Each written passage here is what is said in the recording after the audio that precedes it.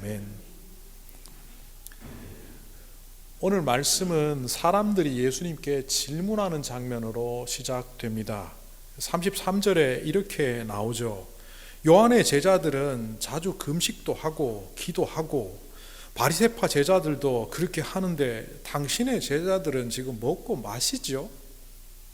우리말로는 번역이 그냥 평서문처럼 되어 있지만 이 질문은 이른바 수사의문문입니다.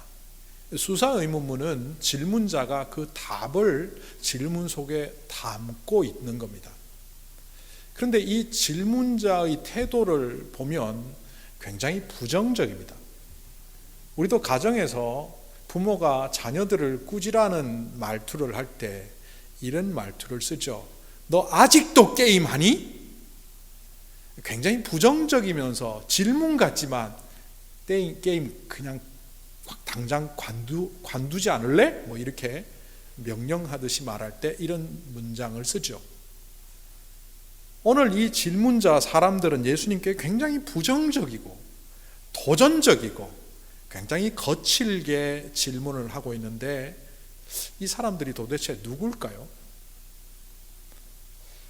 오늘 우리가 시작하는 33절을 보면 사람들이 예수께 말하였다라고 되어 있지만 이 누가복음 5장 30절부터 문맥을 흘러가다 보면 이들이 누군지 쉽게 찾아낼 수 있습니다. 30절에 이렇게 나오죠. 바리새인과 그들의 서기관들이 예수님의 제자를 비방하여 이르되 왜 세리와 죄인들과 함께 밥을 먹습니까? 뭐 할 때 했던 그 이야기입니다. 이 문맥의 흐름상 앞에 언급된 이들을 대명사로 그들이라고 받았다는 것으로 볼 때 이들은 적어도 세리와 율법학자들이거나 더 넓게 보더라도 예수님에 대하여 부정적인 태도를 갖고 있는 사람들임을 알 수 있습니다. 근데 왜 이들이 이렇게 부정적으로 반응할까요? 오늘 이 말씀에 사건이 일어나기 전에 일어났던 일련의 사건들을 되짚어 보면 그들의 태도가 왜 이렇게 되었는지 우리는 발견할 수 있습니다. 누가복음은 시간의 흐름대로 기록한 복음서입니다. 마태복음을 주제별 기록이라고 한다면 누가복음은 시간의 흐름대로 썼기 때문에 이 일련의 흐름을 쫓아가다 보면 결국 앞에 나왔던 사건과 뒤에 나왔던 사건들이 연결된다는 것을 알게 된다는 겁니다. 바리새인 혹은 서기관들이라고 일컬어지는 이 종교 지도자들이 처음부터 예수님께 부정적이지는 않았는데 앞에 열거되었던 두 가지 사건을 통하여 그들이 굉장히 부정적으로 바뀌었다는 것을 누가복음 5장 17절부터 35절 사이에서 발견할 수 있습니다. 앞에 일어났던 사건 기억하시죠? 가버나움에서 친구 4명이 병든 친구를 데리고 와서 지붕으로 내리는 사건. 그래서 그 사건에 병이 고쳐졌는데 예수님은 그것을 통하여 예수님께 죄사함의 권세가 있다는 사실을 선포하는 바로 그 자리입니다. 그런데 그때 마음속으로 되뇌이던 바리새인과 서기관들의 생각을 읽으시고 예수님이 언급하심으로 그 자리에 논쟁이 벌어졌습니다. 논쟁의 주제는 이거죠. 종교 지도자들은 하나님만 죄를 사할 수 있는데 그리고 대제사장에게 가야만 하나님께 기도해서 죄사함을 받을 수 있는데 감히 자기가 누구라고 죄사함의 권세를 말하는가 라고 예수님을 향하여 비난을 하고 있고 예수님은 아니다, 나에게도 죄사하는 권세가 있다라고 선포하시는 거죠. 제가 논쟁이라고 말했지만 더 정확하게 말하면 이건 논쟁이 아닙니다. 시비입니다. 중국 고사성어 중에 시시비비라는 것이 있습니다. 옳을 시자와 아닐 비자, 사람이 말을 해서 누가 옳은지 누가 틀렸는지를 분별하는 것, 이것은 디스커션이 아니라 나는 옳고 너는 글렀다를 밝힌다고 해서 시비라고 하죠. 오늘 예수님과 바리새인과 서기관 사이에 첫 번째 시비가 붙었습니다. 그리고 그 다음에 일어나는 사건은 어느 날 예수님께서 세관에 가셔서 마태, 누가복음에 등장하는 이름은 레위죠. 레위를 부르셨던 이야기 우리가 지난주에 살펴보았습니다. 레위를 부르신 거야 뭐 문제 삼을 일이 아니지만 레위를 부르신 이후에 예수님이 제자들과 함께 세리들이 모여있는 마태 집에 가셔서 잔치를 벌이셨다는 겁니다. 많은 사람들이 모여들어서 함께 식사를 했기에 잔치라고 명명해도 문제될 것이 없는 바로 그날에 바리새인과 서기관들이 그 광경을 보고 예수님을 향하여 비난을 합니다. 또 틀렸다. 왜 틀렸다고 말합니까? 세리와 죄인들과 함께 식사를 하고 그들과 함께 상종하는 것은 율법적으로 볼 때 이거는 틀렸다. 그들이 갖고 있는 세계관으로 볼 때 예수님은 또 틀린 길로 갔기 때문에 시비를 거는 겁니다. 논쟁을 하는 것이 아니라 시비를 걸었죠. 그때 예수님께서 이렇게 말씀하시죠. 틀린 게 아니다. 나는 죄인을 위하여 온 사람이다. 의인을 부르러 온 것이 아니라 죄인을 부르러 왔다. 이 말은 내가 죄인들과 함께 있는 것은 당연한 거다. 당연한 거를 왜 틀렸다고 하냐? 목마른 사람에게 물을 주고 배고픈 사람에게 밥을 주고 죽어가는 사람들을 살리는 것과 같이 나는 죄인들과 함께함으로 그를 죄로부터 자유케 하는데 이게 왜 틀렸냐? 시비가 이렇게 두 번쯤 붙으면 여러분들은 어떻습니까? 그전에는 그렇게 그럭저럭 괜찮게 지냈던 사람하고 시비를 두 번 붙으면 그 다음에는 어떻게 됩니까? 삐딱하게 보지 않겠습니까? 그래, 당신이 하는 일을 내가 지켜보겠어. 그렇게 지켜보다 보니 예수님과 제자들이 금식을 안 한다는 것을 발견하게 됩니다. 그래서 결국 오늘 말씀에 금식 논쟁이라고 했지만 실제로는 그 앞에서 붙었던 시비가 이 세 번째까지 이어지고 있는 세 번째 시비 붙는 사건입니다. 금식에 대해서 우리가 조금 살펴볼 필요가 있는데 이 금식을 왜 시비 거느냐? 당시 유대인들은 신앙인이라면 절대적으로 지켜야 되는 세 가지 유형이 있다고 생각했습니다. 그 첫 번째가 금식이고 두 번째가 기도고 세 번째가 구제입니다. 구제는 조금 내려놓더라도 오늘 이 사건을 통하여 논쟁이 되고 시비가 붙는 것이 바로 금식과 기도입니다. 만약 저 같으면요, 우리의 좁은 마음이라면 어떻게 말하겠습니까? 너희들이 눈에 보이는 대로 우리를 기도 안 한다, 금식 안 한다고 말할지 모르지만 내가 광야에서 사역을 시작할 때 목숨 걸고 40일 동안 금식했어. 뭘 알고 말해? 뭐 이렇게 나오면 쉽게 해결될 것 같은데 예수님은 그렇게 말하지 않습니다. 단순히 금식을 했느냐 안 했느냐 이 문제를 되짚는 것 갖고는 그들과의 사이에서 발생한 이 문제를 해결할 방법이 아니었기 때문입니다. 예수님은 그들을 꿰뚫어 보셨습니다. 금식을 갖고 시비를 붙이고 있지만 그들의 태도를 지적합니다. 너희들은 여전히 모세 율법이 최고라고 생각하는데 모세 율법은 프로토타입이야. 예표에 불과했어. 그리고 내가 앞으로 선포하며 세워갈 하나님의 나라, 하나님의 왕국은 이것이 진짜야. 조금 더 쉽게 말하면 구약이 아니라 이제 신약의 새로운 언약의 시대가 도래했다. 새 가죽, 새 천, 새 부대 전부 새 것이라고 말하는 것이 바로 신약의 예수님의 하나님 나라를 말하는데 결국은 너희들은 변화를 통하여 새로운 하나님 나라로 들어와야 되는데 옛 것에 사로잡혀 있구나. 그러면 어떻게 되겠느냐? 결국 새 천이 헌 옷에 붙어서 찢어져 둘 다 상하듯이 시대가 바뀌었는데도 불구하고 변하지 않고 고루하고 나태하게 있다면 너희들은 망할 존재가 된다. 그걸 짚어주시는 겁니다. 사실 신약교회가요, 이 유대인들의 금식 시스템을 그대로 받아들입니다. 예수님도 이 금식을 막 자신을 드러내는 방법으로 사용하지 말라고 하셨지, 금식은 효과 있다, 하나님께 드리는 것이라고 마태복음 6장에서도 이미 말씀하셨어요. 그러니까 어떻게 보면 이 금식 논쟁은 아무런 논쟁이 될 수 없는 상황입니다. 일주일에 2번씩 화요일, 목요일에 금식하던 이 유대인들 처럼 신약교회는 날짜를 달리해서 수요일과 금요일 일주일에 이틀을 금식을 했습니다. 이것은 바로 헌신의 상징이고 절제의 상징이고 회개의 상징이기 때문에 신앙생활의 좋은 형태로 신약교회가 받아들입니다.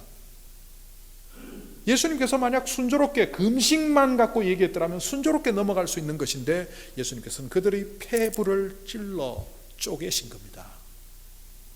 변화를 두려워하고 새로운 하나님의 나라를 받아들이지 않는 너희들은 안 된다는 거예요.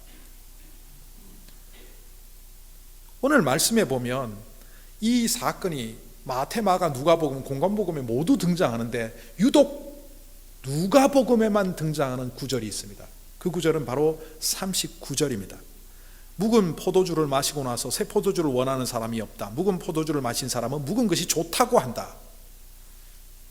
이게 뭐냐 하면 율법에 사로잡혀서 바리새인과 서기관들이 여전히 과거의 것에 사로잡혀 있다면 너희들은 너희 것이 좋다고 하고 내 것을 안 받아들일 거다. 그러면 그게 곧 뭐라고요? 멸망의 지름길이다.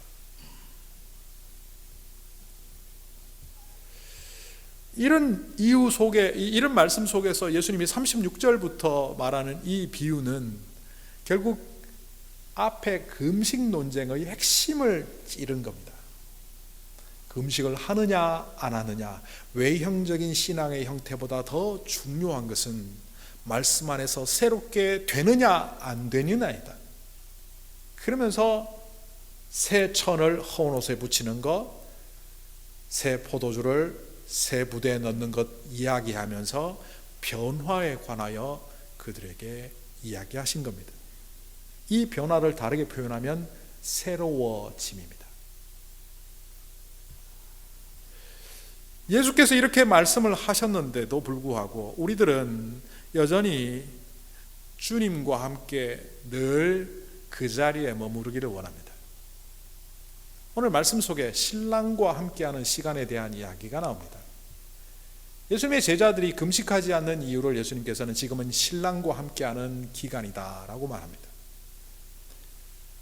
유대인들의 결혼 관습을 보면 신랑이 신부의 집에 와서 결혼식을 합니다. 그 결혼식을 하고 난 후에 우리식으로 얘기하면 피로연이죠. 결혼 잔치를 대략 한 일주일 정도 시간을 갖게 되는데 그때 신랑의 친구들과 신부의 친구들은 금식하지 않습니다. 이른바 결혼식에 참여한 하객들은 그 일주일 동안 그들의 관례에 따라서 화요일, 목요일 금식해야 되는데 금식하지 않고 음식을 마시며 음료를 마시며 음식을 먹으며 잔치를 벌입니다. 신랑과 함께하는 시간, 바로 예수님과 제자들이 있는 이 시간이 바로 그런 시간이라고 말씀하시는 거죠. 이것을 오늘 우리에게 적용해서 빗대어 보면 은혜의 시간이다, 은혜 받는 시간이다, 이렇게 말할 수 있습니다.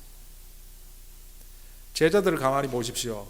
3년 동안 예수님과 동행하며 그들은 환상의 시간을 보냈습니다. 들판에서 먹을 것이 없는데 예수님께서 도시락 하나를 들고 기도하니까 5,000명이 먹고도 남습니다. 수많은 병자들이 몰려와서 어찌할 바를 모를 때 예수님께서 다 고쳐주십니다. 풍랑이 몰아쳐 배가 침몰하려고 할 때 풍랑아 잠잠하라, 바다야 잠잠하라 하니까 바다가 잠잠해집니다. 심지어 죽은 사람을 일컬어 예수님께서 달리다 쿰 소녀야 일어나라 하니까 죽은 자가 일어납니다. 제가 만약 따르는 선생님이 이 정도 능력을 갖고 보여주신다면 아마 저는 발이 땅에 안 닿을 것 같습니다. 매일매일이 기적이고 매일매일이 행복이고, 여러분도 그렇겠죠. 제자들이 3년을 그렇게 보냈습니다. 그 시간은 제자들에게 필요했습니다. 예수님을 영접하고 은혜를 누린 분들이 이 자리에 대부분 있을 겁니다. 여러분들이 예수님을 영접하고 하나님 만났을 때 그런 은혜의 시간들이 정도의 차이는 있지만 있을 겁니다. 근데 베드로가 착각했죠. 변화산상에서 엘리야와 모세와 예수님이 함께 있는 장면을 보면서 너무 착각한 나머지 여기가 좋사오니 그냥 요 상태로 머무르게 해주십시오. 예수님은 그것을 외면하셨습니다. 신랑과 함께하는 시간은 일주일로 족합니다. 주님이 그들과 직접적으로 대면하는 것은 3년으로 족합니다. 그 기간은 어떻게 보면 신랑을 빼앗길 시간에 대하여 준비하는 시간입니다. 그것을 준비하지 못했던 베드로는 예수님이 잡혀서 십자가에 죽게 되는 그 잡히신 장면에서 철저히 배신을 합니다. 왜 배신했을까요? 예수님이 나와 함께 하시면서 높은 자리에 오르시고 왕이 되셔서 나도 성공하게 해주셔야 되는데, 은혜가 충만하게 해주셔야 되는데, 늘 성령으로 임쳐 주셔야 되는데 왜 이렇게 신앙이 쉽게 만드시나? 제가 두 가지를 섞어서 말했습니다. 오늘날 교회에 은혜 중독자들이 많습니다. 과거에 하나님을 경험하고 성령을 체험했던 그 시간들을 사모하면서 지금도 늘 그 상태로 신앙생활 하기를 바라지만 그렇게 안 되죠. 그러다 보니 착각합니다. 아, 이제 성령님은 나를 통해서 역사하지 않는구나. 하나님이 나에게 은혜를 주시지 않는구나. 착각도 유만부동입니다. 과거에 주셨던 은혜는 신랑을 빼앗길 때를 대비해서 준비의 기간으로 주셨습니다.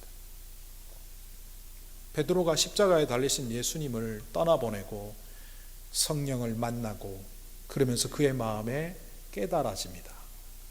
예수님이 왜 나를 시몬이 아니라 베드로라고 하셨나? 교회를 위하여 초석이 되라는 거구나. 그리고 그가 신랑을 빼앗긴 그 시간에 한 걸음 한 걸음 반석으로 초석으로 자기의 삶을 주님께 드리는 삶을 살아갈 때 그를 통하여 역사가 일어납니다. 은혜에 중독된 사람은 자기만의 은혜만 생각하다가 인생 끝납니다.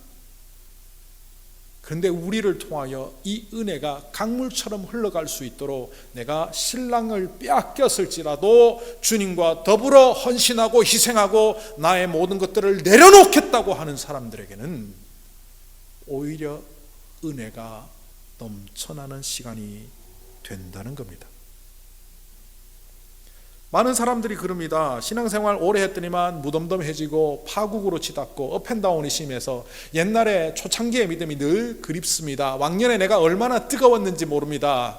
그 말은 신랑을 빼앗긴 날에 대해서 전혀 준비하지 않았다는 말과 같고, 지금은 다른 패턴의 신앙생활을 할 때가 되었음에도 여전히 어린아이같이 엄마 젖만 찾고 있다는 신앙인이 되었다. 그 말과 진배가 없습니다. 신랑을 빼앗긴 그 자리에서 직면하는 것들은 어떻게 보면 고통이고 고난이고 시험이고 연단입니다. 그런데 그 자리에서 만나는 상황마다 과거에 하나님이 나에게 주셨던 은혜의 담즙을 조금씩 내어놓기 시작하면 몸은 돌아갑니다. 몸 안에 많은 성분들이 나오지 않으면 몸이 안 돌아가지 않습니까? 음식을 먹으면 저절로 소화하는 것 같지만 위산이 나오고 또 소화를 시킬 수 있는 요소들이 나오고, 그래서 분해했을 때 그 영양분들이 우리 몸에 흡수가 되어서 담낭이 작용하면서 우리 몸을 건강하게 돌리지 않습니까?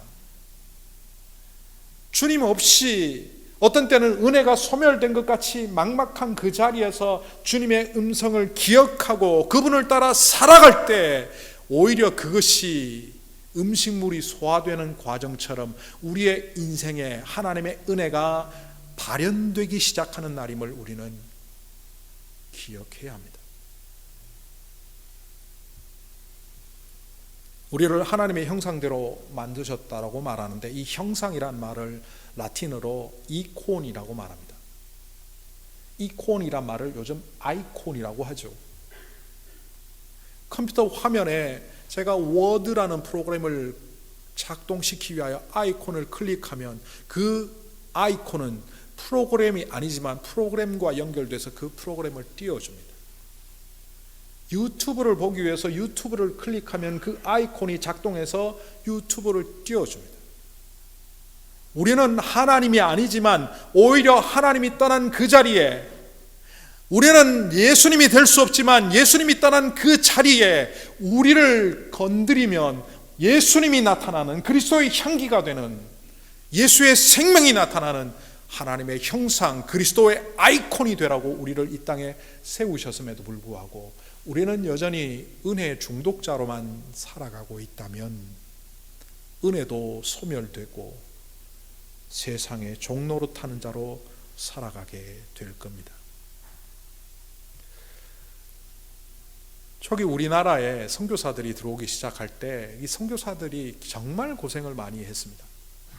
서양 사람들이다 보니까 생긴 것도 다르게 생겼고 또 무속 신앙에 따라서 서양 사람들이 지나가면 뭐 애 잡아먹는다 뭐 이런 말도 안 되는 소문을 퍼뜨리면서 서양 사람, 특히 선교사들을 일컫는 별명을 한국 사람들이 이렇게 구한말에 붙였습니다. 양귀자. 여자 이름이 아닙니다. 서양 귀신의 아들. 양귀자가 지나가면, 야수교 양귀자들이 지나가면 애들이 사라져. 애들 간 빼먹나 봐. 그러면서 지나가는 사람들에게 돌을 던지고 핍박을 당하고, 그럼에도 불구하고 신랑이 빼앗긴 것 같은 그 자리에서 그들은 성실히 근면히 우리나라 사람들을 불쌍히 여기며 기도하며 헌신했을 때 사람들의 마음이 바뀌었습니다. 그들을 통해서 예수님을 영접했고 그들의 성실과 근면이 우리 백성을 살린다는 것을 알고 그들을 존경하기 시작했고 그들을 따르며 수많은 사람들이 그들의 사역을 이어가며 한국은 복음화가 되었습니다. 그들을 일컬어 성도라고 합니다. 거룩함을 따르는 무리들이라는 뜻입니다. 성경에 보면 성도 말고 그리스도인이라는 이름도 등장합니다. 그리스도의 제자, 하나님의 백성. 근데 이 모든 이름들이 스스로가 붙인 이름이 아닙니다. 자, 나는 성도입니다, 나는 그리스도인입니다 해서 다른 사람들이 그렇게 불러준 게 아니라 그들이 주님의 말씀대로 살아갈 때 안디옥 교회에서는 그리스도인이라 일컬었고 세상 밖의 사람들이 그들을 성도라고 말했고 그리스도의 제자라고 말했고 하나님의 백성이라고 말했습니다. 세상이 붙였던, 아니면 하나님께서 우리에게 너희는 왕같은 제사장이요 하나님의 소유된 백성이라고 일컬어 주셨던 스스로 붙인 이름은 하나도 없습니다. 그런데 하나님이 우리에게 붙인 이름 중에 가장 좋은 이름이 저는 이거라고 생각합니다. 창세기 12장 2절에 보면 이런 히브리어가 나옵니다. 예흐예 브라카, 너는 복이라. 아브라함을 부르시고 하나님께서 복의 근원이 되게 하셨다, 복의 통로가 되게 하셨다, 우리는 이렇게 알고 있습니다. 그런데 그것을 히브리어로 보면 예흐예 브라카, 너는 곧 복이라. 우리는 복을 쫓아서 복 받고 잘 살기를 원하고 생각하지만 실제로는 우리는 복을 쫓는 자들이 아니라 이미 받은 복을 누려야 하고 그 받은 복을 세상에 전해야 되는 복 그 자체입니다. 신랑과 함께하며 우리에게 충만한 복을 주셨던 하나님께서 신랑이 떠나가는 그 순간 우리가 주님을 대신하는 이 땅의 복이라는 사실을 알게 하시는 겁니다. 만약 그것을 제대로 안다면 우리의 삶을 통하여 내 주변의 사람들이 복받는 것은 당연합니다. 죄인들과 함께하는 것이 당연하다고 예수님께서 말씀하셨던 것처럼 우리를 통하여 이 땅이 복받고 내가 부모된 자로 내 자식이 복을 받고 내가 전도할 때 그 전도 대상자가 복을 받고 내가 속한 교회가 복을 받는 것은 당연합니다. 그런데 왜 여러분 주변에 복의 역사가 나타나지 않습니까? 오랫동안 중보기도팀에서 기도해 주셨던 제 둘째 여동생이 한국 시간으로 토요일 오후 10시 어제 세상을 떠났습니다. 50대 초반의 젊은 나이고 아직 아이들이 엄마의 손길이 필요한 그 즈음이다 보니까 주변에서는 모두 안타깝게 생각을 합니다. 그러나 저는 다르게 생각합니다. 우리 가족들에게도 그 이야기를 나누었지만 도저히 장례식에 시간을 맞출 수가 없어서 참여도 못하지만 저는 그렇게 생각하고 가족들에게도 생각을 나누었습니다. 2017년 몇 달 살지 못한다고 했을 때 여동생이 자녀들이 대학 졸업 입학 들어갈 때까지만, 자녀들이 대학 들어갈 때까지만 살았으면 좋겠다. 그것에 하나님 응답하셔서 생명을 5년 연장해 주셨으니 그는 5년 더 살다가 갔다. 또한 그 아이들이 이제 대학에 금년에 막내가 들어가서 엄마의 손길이 필요할 때이지만 엄마가 없어도 그들은 복될 수밖에 없다. 10여 년 이상을 질병으로 고통당했지만 제가 볼 때 제 여동생은 하나님의 복으로 이 땅에 살았습니다. 오빠인 저에게도, 남편인 목사와 또 섬기는 교회에도, 가족들에게도 그는 복이었습니다. 그렇기에 엄마가 떠나가도 그 자식들이, 주변의 사람들이 복되게 사는 것은 당연지사입니다. 제 둘째 여동생과 나이가 같은 민영미 선교사가 2020년 12월에 선교지에서 불의의 사고로 하나님의 부르심을 받았습니다. 그에게도 여전히 엄마의 손길이 필요한 딸과 아들이 있습니다. 그러나 저는 그 자녀들을 위해서 기도할 때마다 하나님이 복되게 하실 것이라 믿습니다. 왜냐하면 민영미 선교사가 복으로 살았기 때문입니다. 50년을 살아도 복으로 사는 사람은 주변에 복을 전합니다.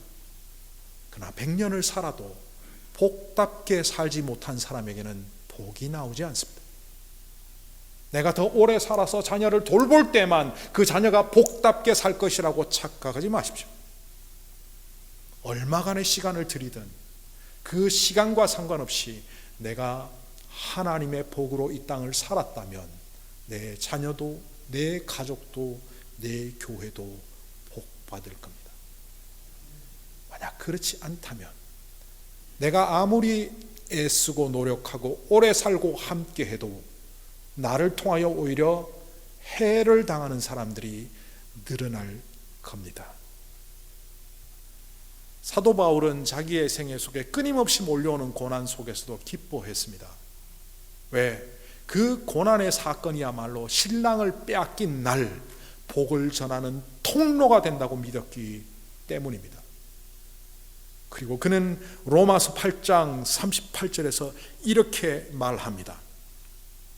내가 확신하노니 사망이나 생명이나 천사들이나 권세자들이나 현재일이나 장래일이나 능력이나 높음이나 깊음이나 세상의 어떤 피조물이라도 우리를 우리 주 예수 그리스도의 사랑으로부터, 우리 주 예수 안에 있는 하나님의 사랑으로부터 끊을 수 없으리라. 날마다 새로워지십시오. 은혜 안에 거한다면 신랑을 빼앗길 날을 준비하십시오. 신랑을 빼앗긴 날에 서 있다면 바로 그 시간이 여러분이 참으로 믿는 자임을 증명하며 여러분이 복답게 살아가는 기회임을 기억하십시오. 우리는 복입니다. 하나님의 복입니다. 이 세상의 그 어떤 권세도 앗아갈 수 없는 예수 그리스도 안에 있는 하나님의 사랑이 함께하는 주님의 복입니다.